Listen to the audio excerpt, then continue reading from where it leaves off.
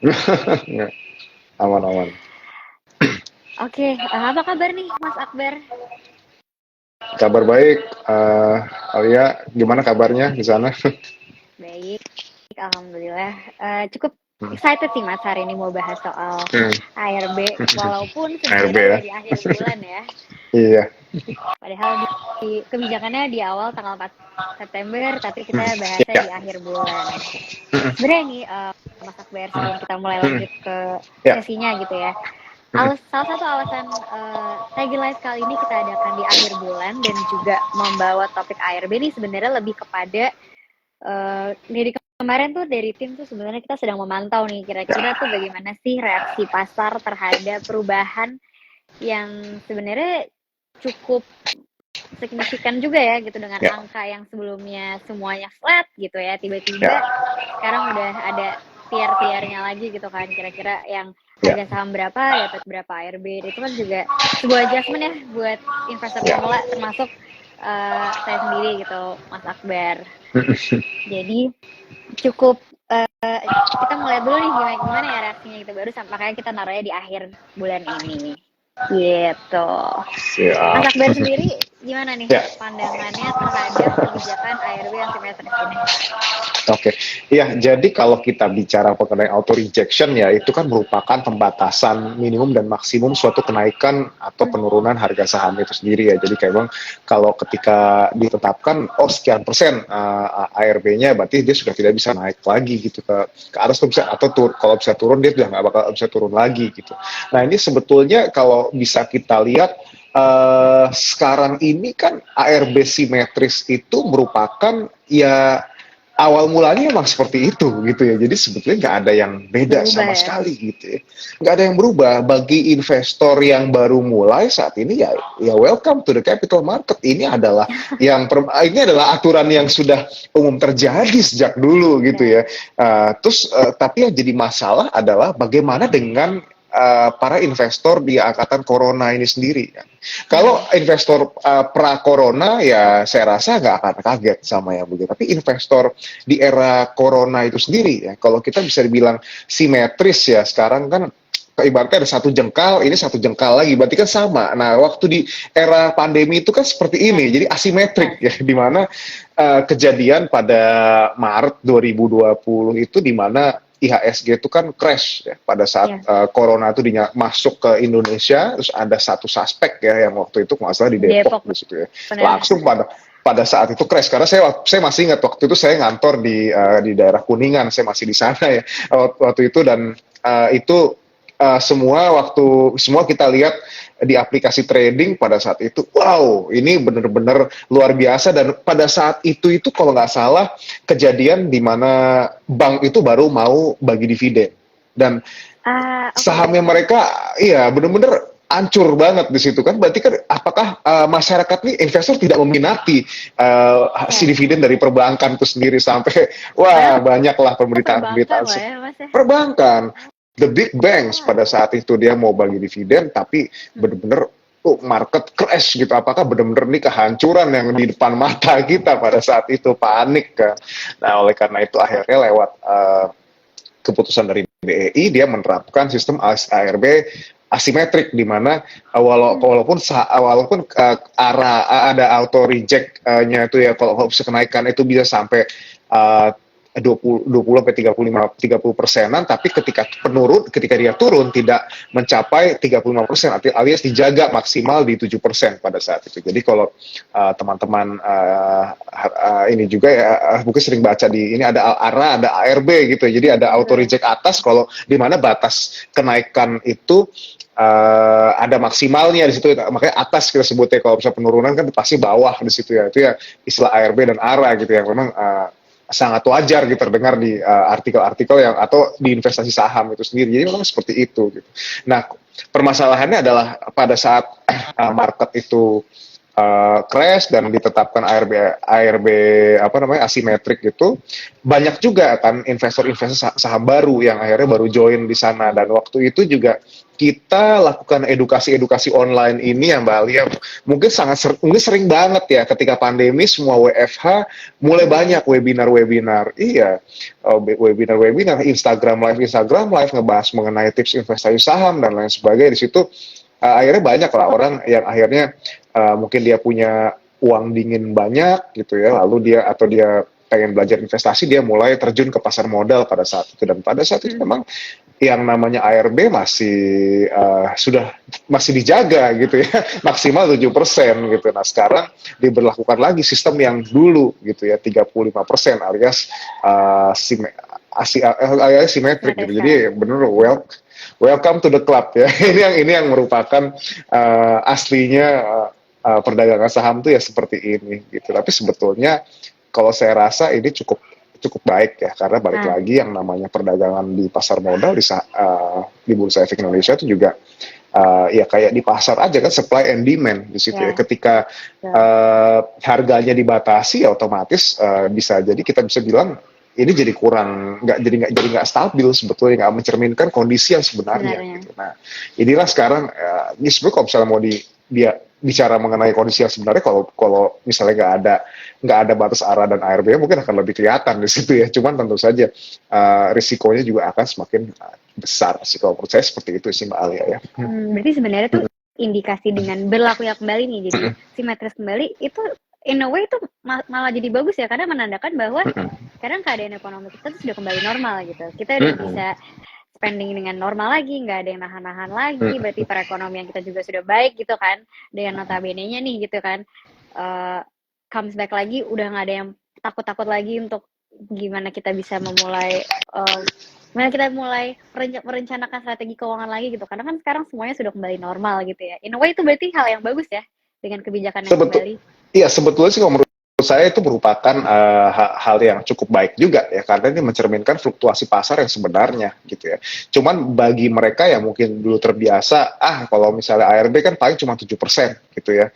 Nah itu mungkin akan sedikit kaget, tapi pastinya gini, ketika diberlakukan yang namanya ARB simetrik ini kan, di mana saham itu benar-benar bisa turun sampai 35%, tapi itu kan tergantung dari harganya juga ya. Ketika yang dia di range harga 50 sampai 200 itu batas penurunan dalam sehari itu maksimalnya di 35% gitu ya. Tapi kalau 200 sampai 5.000 itu di 25%, dan kalau sudah di atas 5.000 itu di 20%. Kalau dulu kan mungkin kita sering mendengar istilah ARB berjilid gitu ya. Jadi kalau bisa dia turun sudah kena ARB, besoknya kena, karena dia 7%, dia kena lagi 7% lagi di situ kan besoknya, ketika emang sahamnya ada masalah gitu ya. Terus besoknya lagi turun lagi. Sebetulnya kayak potensi seperti ini mungkin bisa nggak ada atau mungkin bisa lebih diminimalisir gitu ya, karena ketika saham itu sudah turun sampai 35%, artinya sudah cukup dalam ya Mbak Alia ya di situ ya. Betul. Dan bisa kita katakan penurunannya sudah cukup. Dan kalau kita melihat psikologisnya gitu, ketika harga itu sudah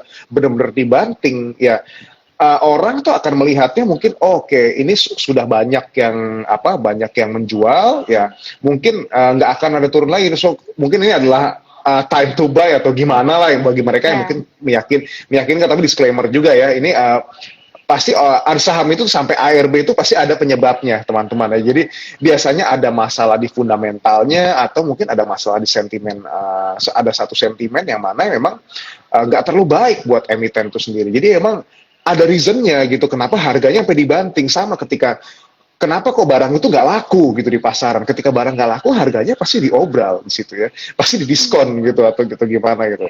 Nah biasanya kalau kita lihat psikologi, ketika sudah turun tajam, logikanya kan mungkin orang sudah menilai ini sudah cukup, sudah cukup turun. Mungkin di saat itu ada potensi dia untuk mantul lagi ke atas gitu, kalau memang ada transaksi yang besar lagi gitu ya.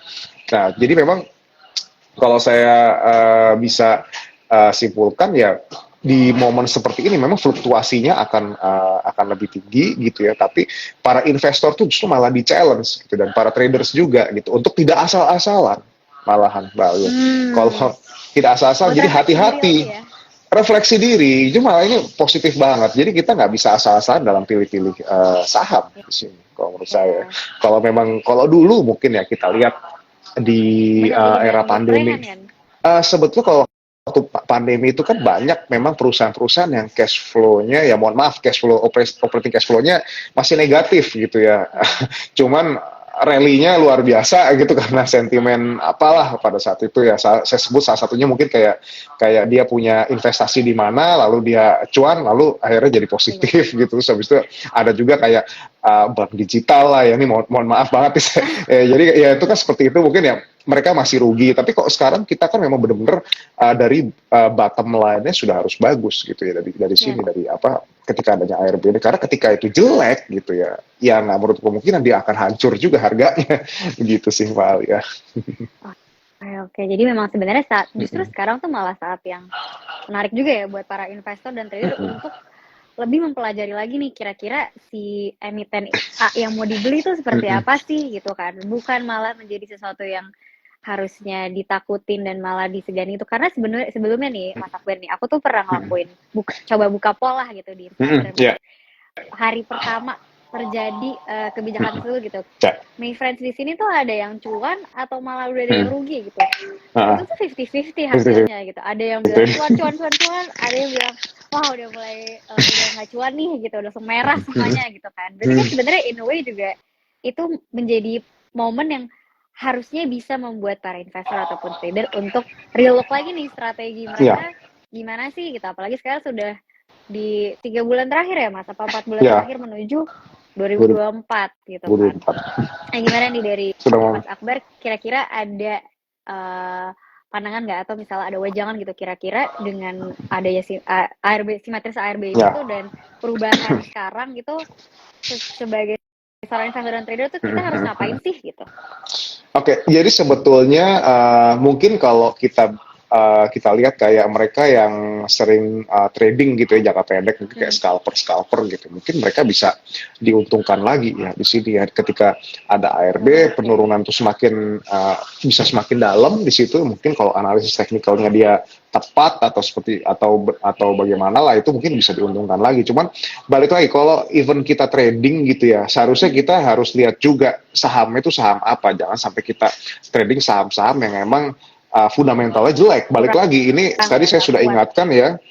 Saya sudah ingatkan di sini eranya kembali lagi ke sistem ARB simetris. Jadi kalau memang saham itu jelek, bisa-bisa dia diobral nggak tanggung-tanggung sampai rendah banget. Dan ketika itu small caps ya, perusahaan kecil atau dia pasti dia akan kecenderungan gampang untuk masuk ke auto reject bawah karena ketika ada orang transaksi misalnya modal besar 100 miliar gitu ya di perusahaan yang market cap-nya cuma berapa ratus M, otomatis harga tuh pasti akan swing-nya akan lebih cepat lagi. Bayangin kalau dia cabut dari situ 100 sementara company-nya pasti goyang, pasti ini makanya hati-hati di situ. Jadi pilihlah memang saham-saham yang punya likuiditas tinggi ya. Kalau saya sarankan likuiditas tinggi dan mungkin market cap-nya juga cukup besar gitu dan memang punya fundamental baik. Jadi kita sekarang tolak ukur earnings di sini dan bahkan bukan earnings saja.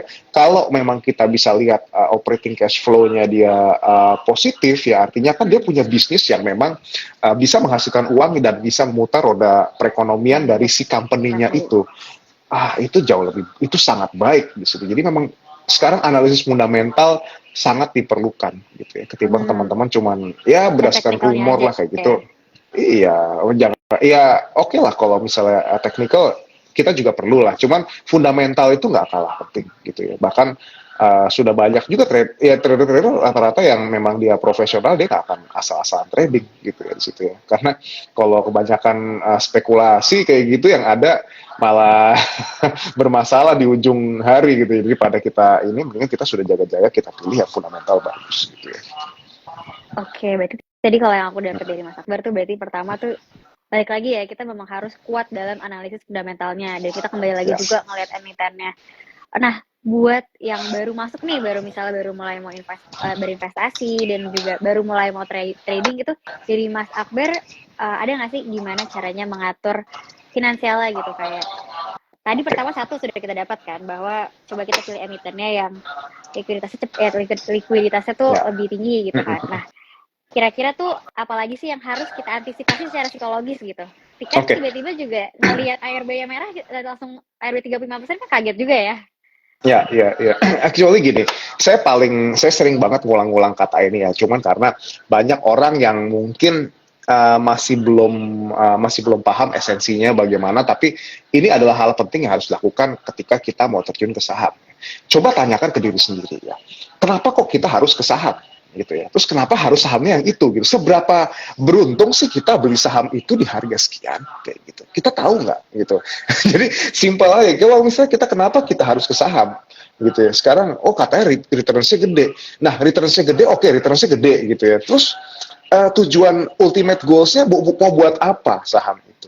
Apa karena returns-nya gede? Apakah kita kejar cuman returns kayak gitu? Kalau kita cuman kejar returns kayak gitu ya kita sebetulnya ya cuan aja dong gitu. Harusnya kita punya tujuan yang lebih besar lagi. Oh, saya mau pensiun pakai saham ini. Jadi saya beli perusahaan ini dengan harapan nanti misalnya 20 tahun yang iya. Yes, 20 tahun yang akan datang perusahaan ini udah semakin raksasa dan saya bisa hidup dengan dividennya mereka. So saya cicil dari sekarang gitu. Oke, gitu. Nah, sekarang itu kan ada reasonnya. Nah, sekarang tanyakan lagi gitu nextnya gitu. Sekarang saya beli perusahaan itu atau emiten itu di harga sekian. Seberapa beruntung saya?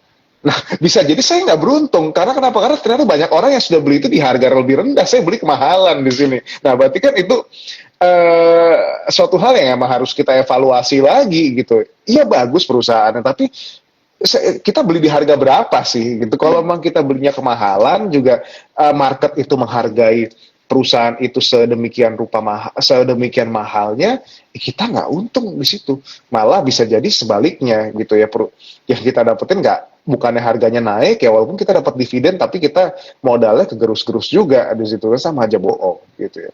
Nah, harus kita lakukan yang namanya valuasi gitu. Jadi balik lagi, valuasi itu hal yang terakhir ya, yang harus kita lihat ya, bagaimana prospek itu ke depannya seperti apa, manajemennya seperti apa, baru apakah harga yang Anda beli saat ini wajar atau tidak. Dan yang terakhir pastikan juga ya kita itu memang menggunakan uang dingin gitu ya, ketika kita berinvestasi di situ. Apalagi ini saham ya, yang logikanya ya bisa dibilang high risk high return di situ. I see. Jadi sebenarnya kalau ini dumb question aja nih Mas Akbar, berarti sebenarnya ya kalau misalnya justru kalau misalnya kita ngeliat ada saham yang lagi ARB tuh better that we buy nggak sih? Berarti seharusnya ya. Karena kan the only way dari dia turun itu, semoga gitu ya, up gitu kan. You go down, you go up. Jadi sebenarnya harusnya pada saat itu ya kita beli sebanyak-banyak ya dong. Enggak juga. Ya kalau memang perusahaan ya balik lagi, kita kan ada strateginya. Ada orang yang memang menganut strategi mungkin value investing gitu ya. Dia membeli harga yang salah harga, atau harga yang memang di bawah dari harga wajarnya dia atau nilai intrinsiknya dia. Oke, dia kena ARB nih sekarang. Tapi penyebab dari ARB-nya itu apa?